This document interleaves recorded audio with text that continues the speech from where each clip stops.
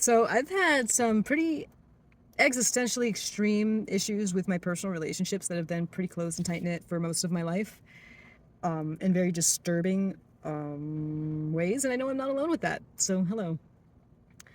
So a lot of this is rounded out to maybe something that was a resentment that was held in and never talked about that came unraveled, or maybe it's something that somebody didn't help me with something, or somebody did something to me, and instead of apologizing or feeling bad for it, or if I brought it up, it became something that got doubled down on.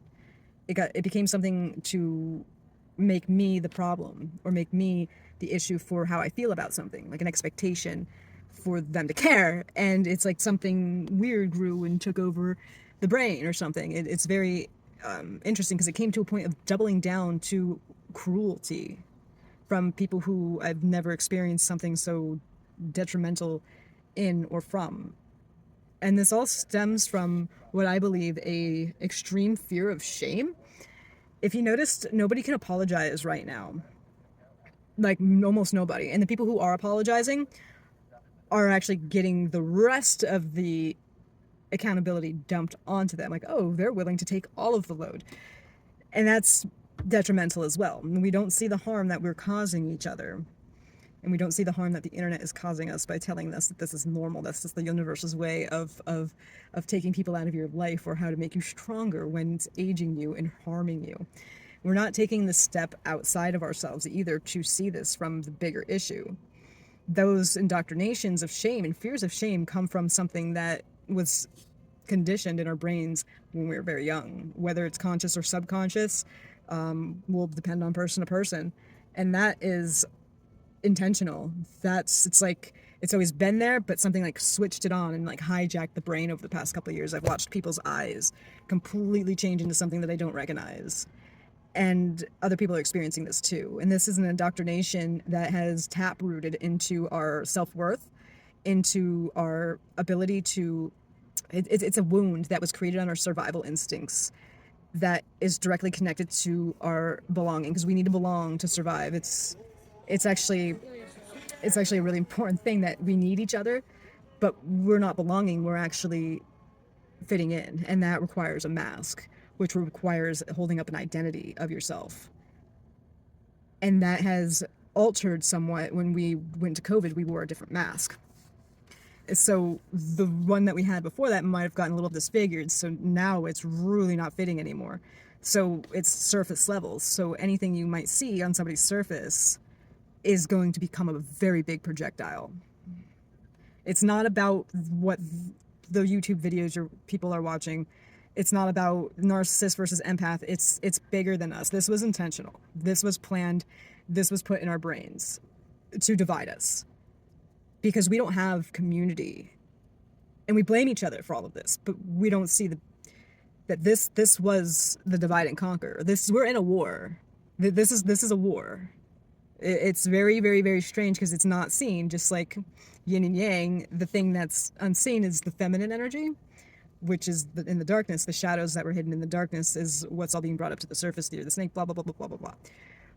But that is creating such a hostile environment for people to find connection, and that's that pit that you feel, that void, that hollowness, that wanting to hit somebody when they come close to it, or the fear or the shame, that's the disconnection.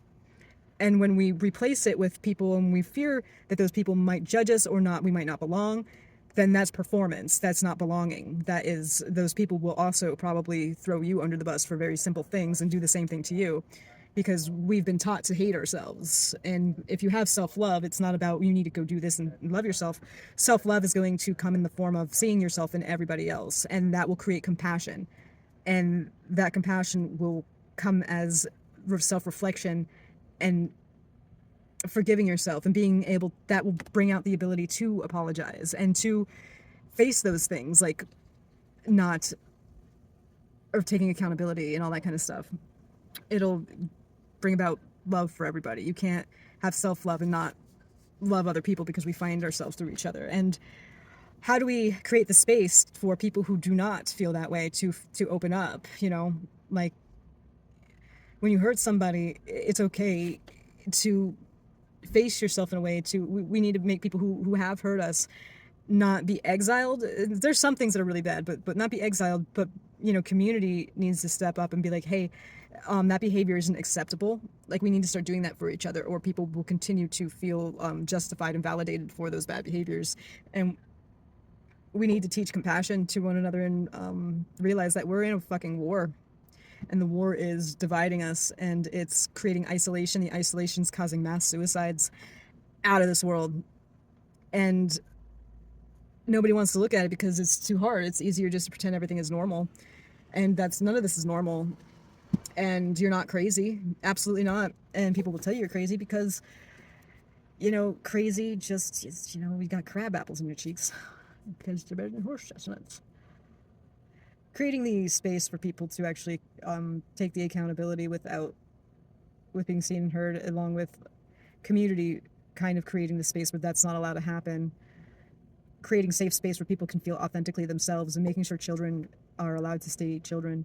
They're allowed to be who they are, and they're celebrated for it, because everybody should be celebrated for who they are instead of degraded and competed against, because that's the conditions. If we compete, then we'll actually not support each other. If we don't support each other, then what do we have but each other? And sometimes we won't realize that all we have is each other, till stuff like the thing in Texas and the stuff that happened with Haleen. And the thing with Haleen in Texas is, when you get all of the things that you identify with, whether it's your material wealth or it's your social status, once that all gets washed away in a flood or something like that, then all you have is each other. All you have is your neighbor, the person that you might have talked shit on. And it shouldn't have to come to that to learn that none of those things ever really mattered in the first place. They were just little competitions for our self-worth, and you are always worthy, and you don't have to put anyone down to feel that way. Everyone's an artist.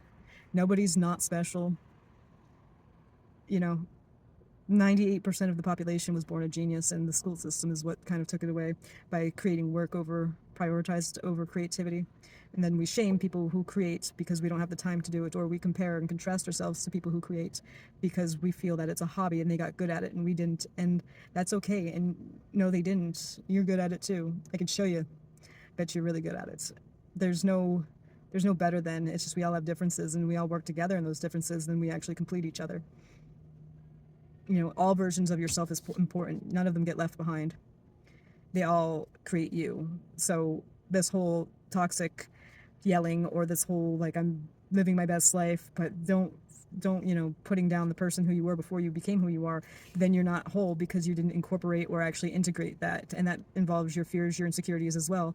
Everyone has them. You got to accept them and love them for who they are to be able to get over them. And that's where the self-love comes, and that's where we love each other. And I believe that we can get over this, but we got to really, really, really band together to understand that the harm that we're causing is a sickness. It's parasitic to each other, and we don't have to be. We can symbiotically coexist, at least in small groups anyway. And those people aren't your friends. They'll throw you into the bus too. The people that tell you the truth and can see who you are and still love you are the people who are your family and community.